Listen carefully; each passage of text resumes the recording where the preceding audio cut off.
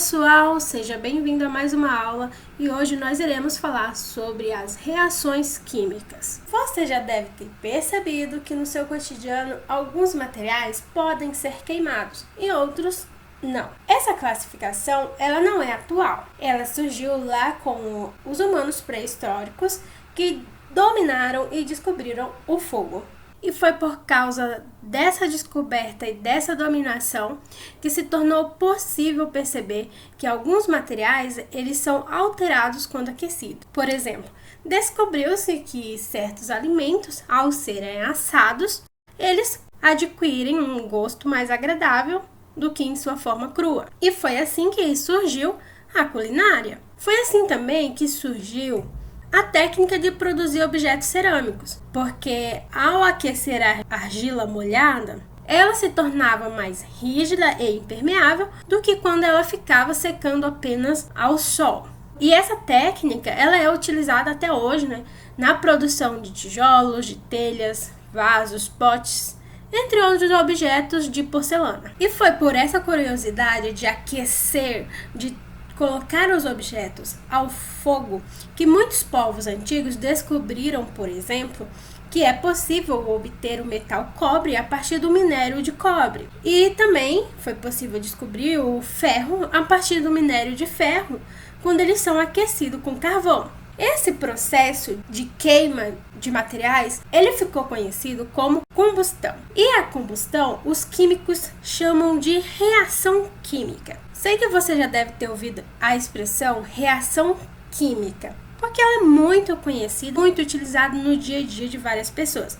Mas, segundo a definição científica, o que é uma reação química? Podemos definir que reação química é um processo em que novas substâncias são formadas a partir de outras.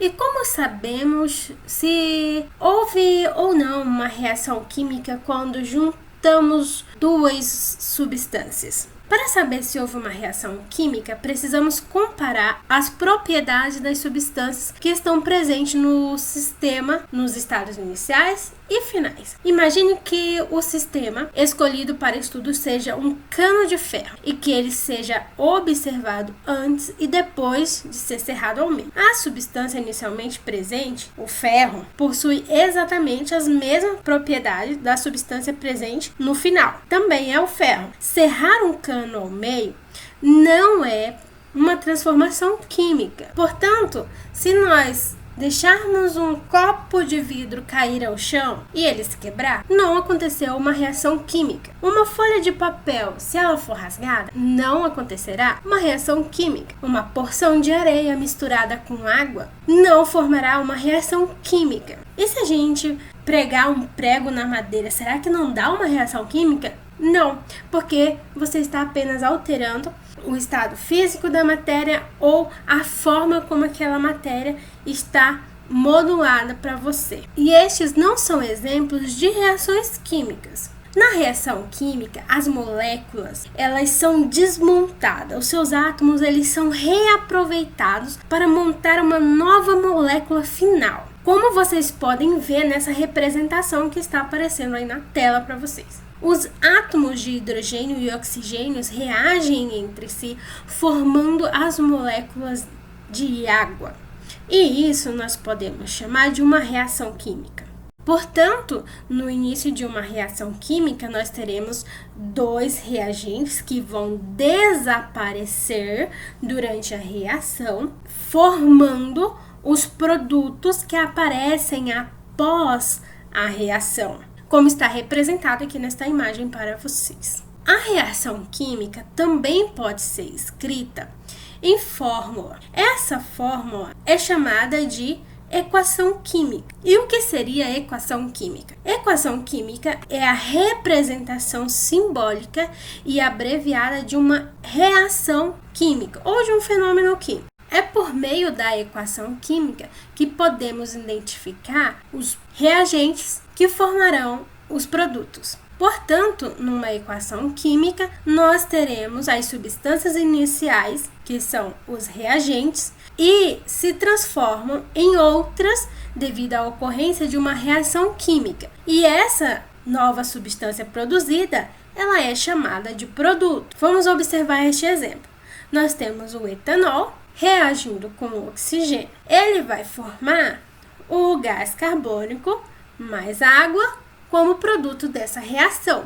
E a gente representou isso por meio da equação química. Então, devemos entender que os reagentes, eles são gastos, são consumidos, são eliminados para formar os produtos, para criar ou produzir novas substâncias. É por meio da equação química que encontramos também a quantidade de reagentes e produtos formados por meio de uma reação. Podemos ainda colocar uma equação química dividida em primeiro membro e segundo membro. No primeiro membro aparecem os reagentes, as substâncias que entram em reação. E no segundo membro aparecem os produtos, as substâncias que são formadas por essa reação. A partir daí surgem os coeficientes estequiométricos, que são esses números que aparecem antes da representação das substâncias. E esses números, eles indicam a proporção de moléculas que participam da reação. Esses coeficientes, eles têm por objetivo igualar o número total dos átomos de cada elemento que possui no primeiro e no segundo membro da equação. A gente vai ver um pouquinho melhor sobre isso na nossa próxima aula. As fórmulas, elas dão um sentido qualitativo, enquanto os coeficientes dão um sentido quantitativo às equações químicas. Nós podemos classificar as reações químicas. Por exemplo, quando uma reação libera calor, nós chamamos essa reação de exotérmica. Por exemplo, se queimarmos o carvão, ele irá produzir CO2 mais o calor. E quando uma reação consome o calor, nós chamamos essa reação de endotérmica. Por exemplo, o nitrogênio, ao reagir com o oxigênio e o calor, ele forma óxido de nitrogênio. Após classificarmos as reações em as que liberam calor e as que absorvem calor, podemos agrupá-las em reações de síntese ou de adição, análise ou decomposição, deslocamento ou substituição de simples troca, ou reações de dupla troca ou de dupla substituição. Vamos observar um exemplo de reação de adição. Também pode ser conhecida como reação de síntese. Ela apresenta 2 ou mais reagentes, só que, como produto dessa reação, apresenta apenas um. Por exemplo, ao se juntar óxido de cálcio mais água, teremos o hidróxido de cálcio. Juntamos 2 reagentes para formar apenas um produto. Essa reação do óxido de cálcio com água, ela pode ser classificada como síntese parcial. Por quê? No início dessa reação, nós já tínhamos uma substância composta, que era o óxido de cálcio. Ao juntarmos ele com a água, obtivemos um único produto. Então, por termos um reagente que já era uma substância composta, essa reação é denominada de reação de síntese parcial. Temos ainda a reação de análise ou reação de decomposição. Ela ocorre quando uma substância se divide em 2 ou mais substâncias com estruturas mais simples.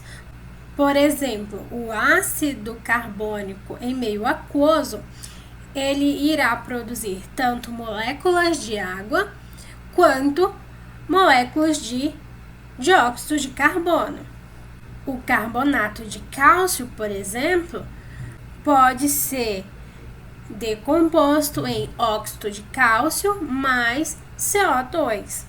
Temos ainda as reações de deslocamento ou reações de simples troca. São aquelas reações que ocorrem quando uma substância simples reage com uma substância composta e desloca desta última uma nova substância simples. Por exemplo, se quisermos obter o nitrato de cobre, devemos reagir o nitrato de prata com o cobre. Dessa forma, a prata vai se deslocar do nitrato, permitindo com que o cobre se ligue ao nitrato, e dessa forma teremos o nitrato de cobre mais a presença da prata. Assim como podemos deslocar apenas uma substância simples, há também reações que permitem a troca de duas substâncias e que são chamadas de reações de dupla troca ou reações de dupla substituição. Por exemplo, na reação do cloreto de bário mais ácido sulfúrico, teremos a troca entre o bário e o hidrogênio. Então, teremos o sulfato de bário no final da nossa reação, mais o HCl, que é o ácido. Na aula passada, nós citamos as reações de salificação, que são as reações que ocorrem entre um ácido e uma base para formar um sal. Esse tipo de reação é um exemplo de reações de dupla troca. Bom, agora que já descobrimos que as reações químicas elas podem ser agrupadas, a grande pergunta que não quer calar: como identificar uma reação química? Quando houver uma reação química entre dois reagentes, será produzido alguma efervescência, um precipitado, uma mudança de cor, irá aparecer alguma luz ou irá também transferir calor. Todos os dias eu preciso tomar, por exemplo, um remédio chamado vitamina C. E eu pego esse comprimido e coloco em um copo com água.